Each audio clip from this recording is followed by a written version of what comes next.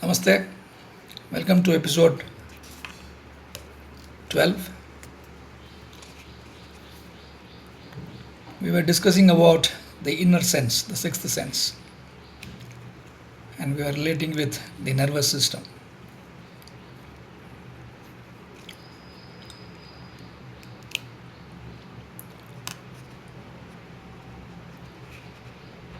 So, while asana, pranayama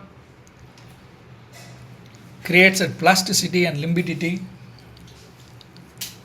that we discussed about, and it does bhuta shuddhi and nadi shuddhi. Now we are trying to use the inner sense, the sixth sense, to be able to move up further to a subtler function, which is the nervous system.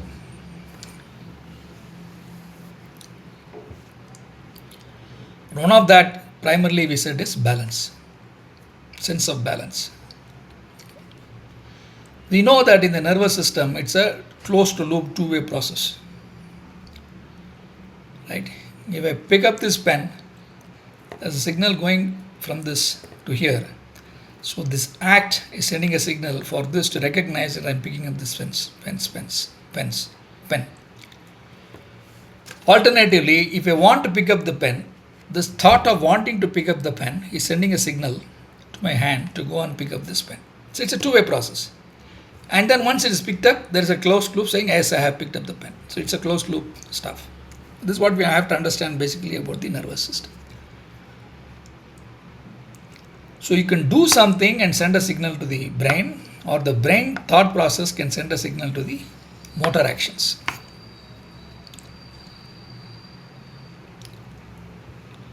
So when you sense your inner sixth sense, it sends a certain signal to the brain, and based on the memory available to it, it is able to associate, process it, and then it sends a signal back to some parts of that to make a correction. It could be a muscular correction, okay. It could be a skeletal correction, okay. It could be a breathing correction, anything.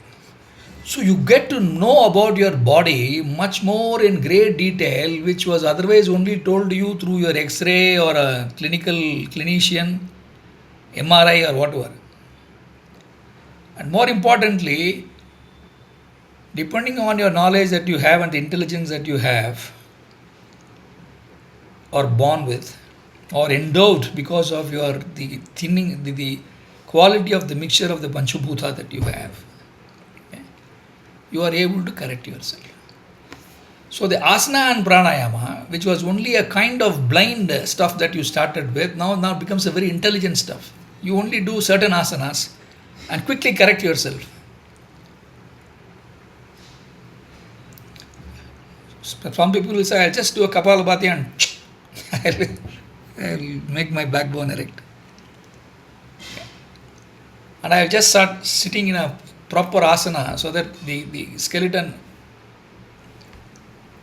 the backbone becomes erect quickly, straight. And then just 2, 4, 5 pranayama, and then I have reached the next level. I don't have to do all the pranayama 108 times. To the extent that I have learned that one of the gurus in the Shringeri line of gurus, Abhinav Vidyatirtha, in his biography, or not necessarily biography, in his anecdotes, that is written that the moment he decides to go on samadhi, he can create that, and then within seconds there will be a flicker here like a butterfly, and then he'll go to samadhi. And before he goes to samadhi, he will say, I am going to be in samadhi state for 20 minutes. Timed. Clock ticking. Quickly go to samadhi, and then after 20 minutes he is out of the samadhi. So that's the kind of mastery that you get into, that is possible with this inner sense, both the jnana shakti, the sensing part, and doing, the kriya shakti. Okay. So pratyahara is to do with jnana shakti and then still connect with the asanas and pranayama that you do. Okay, and then master, it helps you master the asana and pranayama and customize it for your goals, your needs.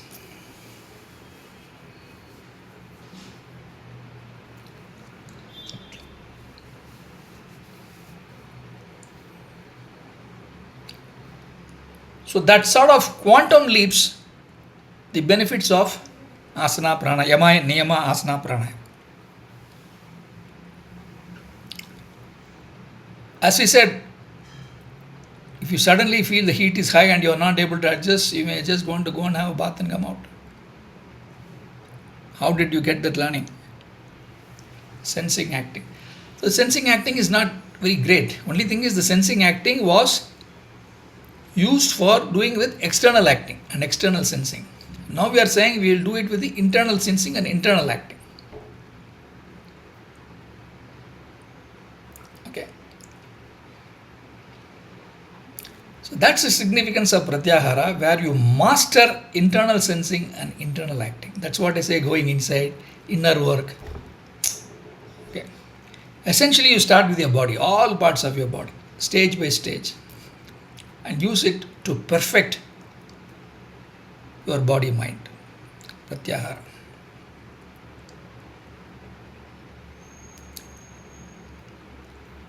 When it comes to the mind,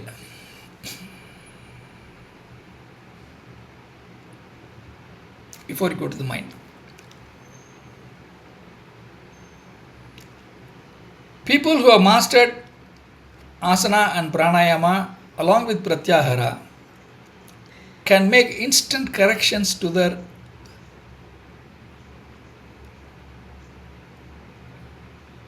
body needs, because they can sense immediately what does the body need, and they also know how to correct it.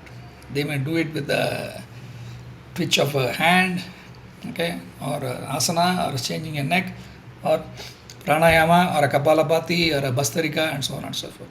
They can do all that.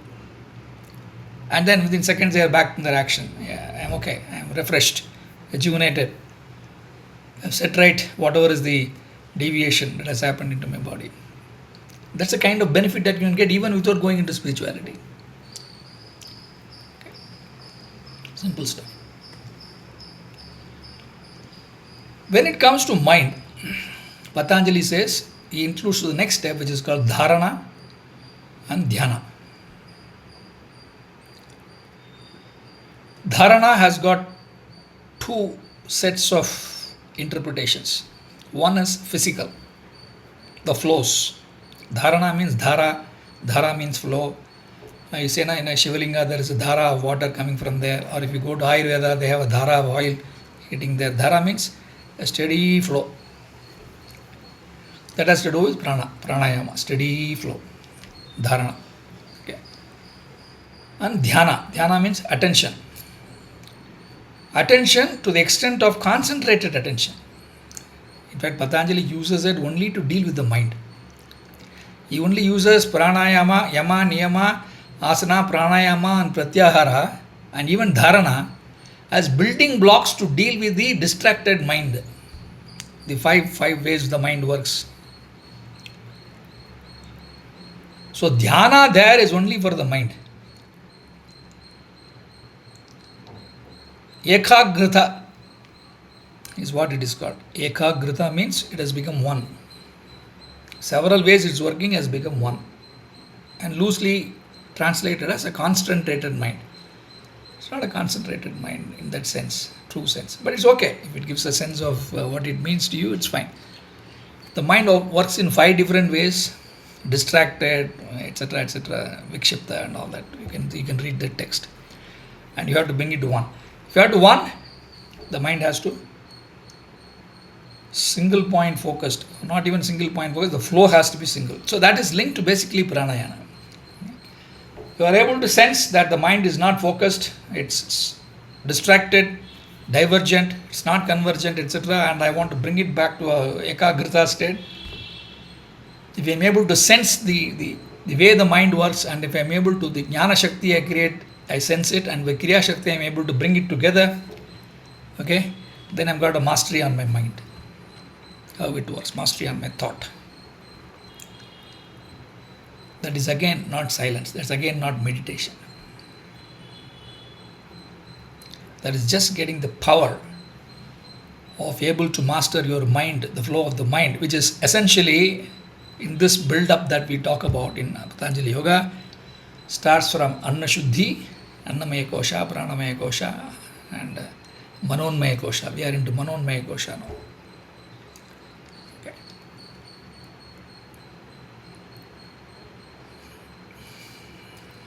So asana, pranayama, pratyahara, dharana, and then dhyana. The fact he says is that you are not able to keep it as an ekagrata, a concentrated flow, is because if you have not mastered the samana vayu, as some people would say, okay, the balance, starting from Mooladhara, which is the, if you go for the Yoga Tantra of the Shakta school, where Chakra Nadi system, okay, Nadi Chakra system, from here, right from leg you have to do that, okay, you have to get your balance, and if you have to get the balance along the spine, and it must be strong balance, create a strong balance at each level of the backbone up to here, then it is easy to master your mind. Dhyana becomes easy. If you have not created a balance, it's a weak spot. It will slip here, it will slip here, it will slip there, it will slip there. Somewhere the flows of prana slips and it doesn't have the strength to remain here stationary. Dhyana will go. It may go to the 5 needs, basic needs of the animals: food, water, shelter, security. You can add greed, desire, everything into that.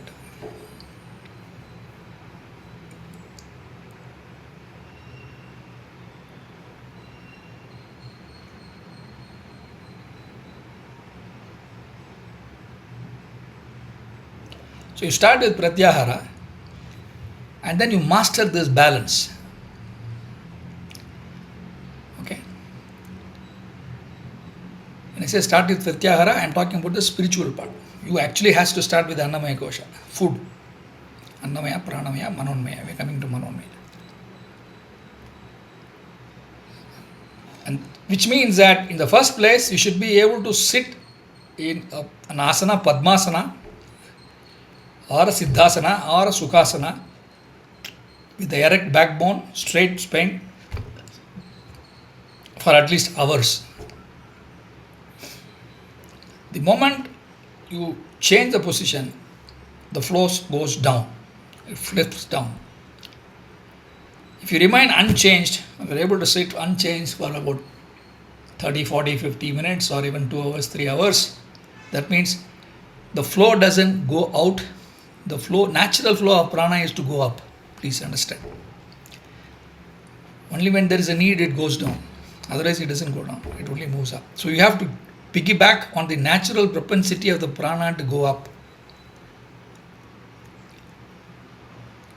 Which means you have got to strengthen your muscular skeletal system. You have to clean your Nadi Shuddhi at the lower levels first and strengthen them, because that will enable them to move up and then hold here. And this is a very special position, this Vishuddhi Chakra, as they say, the neck. Physically speaking, you see, while all nadis are there, somewhere it seems to have come like this. Nah? There is a narrowing part here. The flow has to come first like this and then move up. Ultimately, it has to be in the center of the spine in Sushupna Nadi and come out here, from here and then from here. That's for the para, the original spiritual para experience.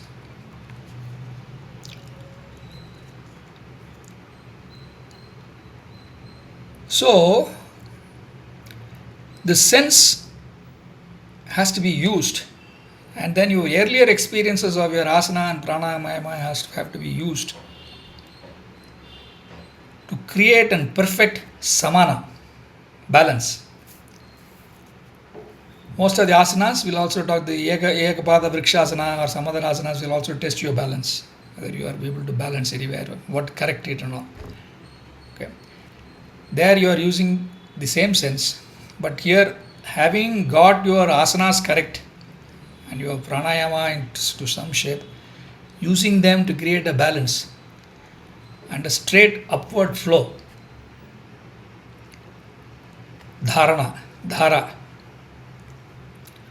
is the next step. And then when it reaches here, it is dhyana. Mind has to stop.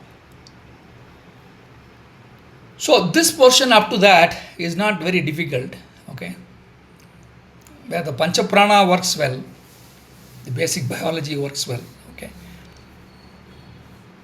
Then with Pancha Prana and that sense, the sense, sixth sense, okay, create a certain level of evolution of yourself in terms of how you're moving towards that. That's why in the Vedic system, when you do Naivedya, you say Pranaya Swaha, Apanaya Swaha, Vyanaya Swaha, Udanaya Swaha, Samanaya Swaha, Brahmanaya Swaha. The Brahman, the ultimate Brahman, that is the goal, is that translated to the sixth sense that we have here in this thing, which moves to consciousness and all that. Atma, Paramatma, Satchidananda Rupa and all that comes later. So the Vedas adds the sixth sense, which is what the Pratyahara does. Okay. But then you can remain still like this, breathe properly, keep breathing properly, but then your focus is on using vision, using hearing, using smell, etc., or singing, speaking. All that you do is here, from the vocal cord upwards. So here, the Jnana Shakti and Kriya Shakti in which the sense is flowing is still outside. Okay. Okay. That has to be withdrawn. That's the second stage of Pratyahara. Pratyahara itself, as I said, first stage, second stage. Okay. In the first stage, at least you have learned to sit straight. The physical part, external actions are not there. I am not changing my hand like this, I am not doing this, I am not doing this, I am not doing this. I am able to sit straight. One asana I am able to sit. One perfect asana which enables you are able to sit. The second stage is this. So that is one level of Indriya Nigraha. That is Karmendriya Nigraha. That means you are withdrawing the Karmendriyas, action organs. But the Jnanendriya is still working. Senses of perceptions are still working. So you have to work on the Jnanendriya Nigraha. And I told you, many of these nerves connected with that and this Vishuddhi Chakra, okay, are not in the spine alone. There are 12 pairs of cranial nerves that goes into the brain directly, bypassing the spine. They just join there. So this is a different system that works here in biology. Okay. Now use the same method of sensing and prana. Okay. So one of the Upanishad says that there are Pancha Prana and Brahman, which makes this body healthy. That means if you're autonomous system, from let's say this is thyroid gland onwards, downwards in biology, whatever glanding system, etc., that works fine. But these are called Pancha Upaprana. Okay, there are 5 subsidiary pranas which are always only working upwards. They are not going downwards. That means this Pancha Prana, starting from Prana, Apana, Vyana, Udana. Udana is what is moving upward. You have to master the moving up part of the prana rather than dissipating all over the place. You have to move it up, okay, Udana, and also Samana, balance. Move it up, balance, move it up, balance, move it up, balance, move it up. Okay. Udana Samana combinations that you do. Okay. So once you do that, and that's where Kapalabhati and perfect Bastarika and all come in. The bellows-smith pipe, bellows, goldsmith pipe or smith pipe as they say. How the goldsmith pushes air with the below. They come in. You have to do that. So at one stage, you are able to withdraw everything. Now, for eyes, it is easy, close it. For nose also, it is easy, unless somebody is cooking or something. If you are in a place where there is no parimala or smell, okay, and nothing will happen. If you are not eating, taste is done. So 1, 2, 3 is done. Okay. Sense of touch, as long as nobody touches it or there is no wind that is blowing, okay, not an issue. Okay, at least you can start with that. But ultimately, you have to do that also. Okay? But the hearing is a problem. It keeps hearing. It's not tuned to vibration. It's always tuned to vibrations outside. We are not trained to look into that. Okay? So you have to do certain yoga for that. Okay. But the best thing is if you through your pranayama itself, as they say, this holding, releasing that you do, anulom vilom, while that does the balancing, the samana part, your hold.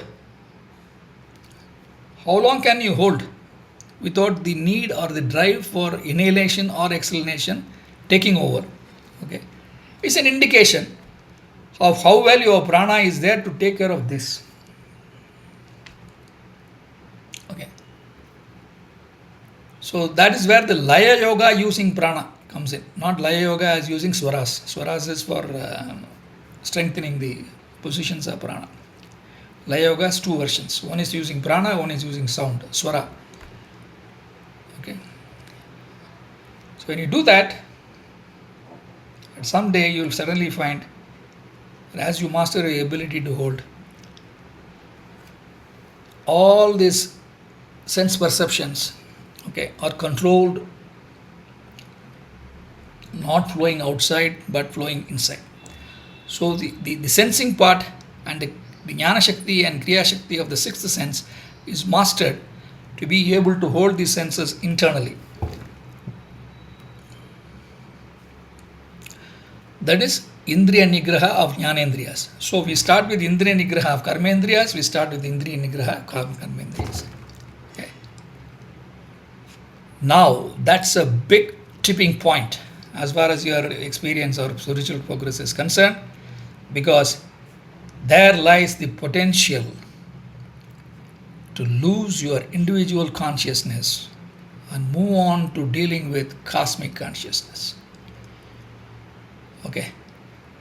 The third eye, as they say, that's here, the Bindu, is a very important position here when you have your Jnanendriyas, etc. done. Okay. We'll stop at that. That is where Vedanta comes in. Wakefulness, dreaming, Sushupti, and Turiya. At this stage, you have got a complete control on your wakefulness. And this normally coincides with your ability to overcome the 5 urges of an animal urges. This normally coincides with not wanting to have food or water. It normally comes with high level of placidity and limbidity, which means you have the emotional sense we talked about is in terms of calm, peace of mind, and ability to live without stress and worries. So this is a very important, like I said, Pratyahara is an important process, important shift in terms of moving into spiritual processes. Reaching this level of Indriya Nigraha, okay, is an important shift in terms of your own being, transcending the animal form and transcending the reptilian and mammalian form, and then moving on to the human and divine later. Human, divine, asura, whatever. We'll see later. Higher levels of beings. Okay. So we'll stop this series of things with this. But still your brain is working. Your neural network is working. Please understand. But probably the biological limbidity and plasticity has already reached a certain level in the brain, and you are able to control the brain networks, but not completely. You have to work on that further. Okay, you have to work on that further because ultimately you have to get that samana, the balance and inaction in the brain at will. That takes you to the next level of Shuddha Sattva and Parameshwara here and all that stuff, Mahadeva. We'll see later. Thank you so much. If you can grasp and understand to this level, then it gives me motivation to go to the next level of series of episodes that I would like to do. Basically to complete the content, but if you can understand and appreciate to this level, the purpose is served for these episodes. Thank you.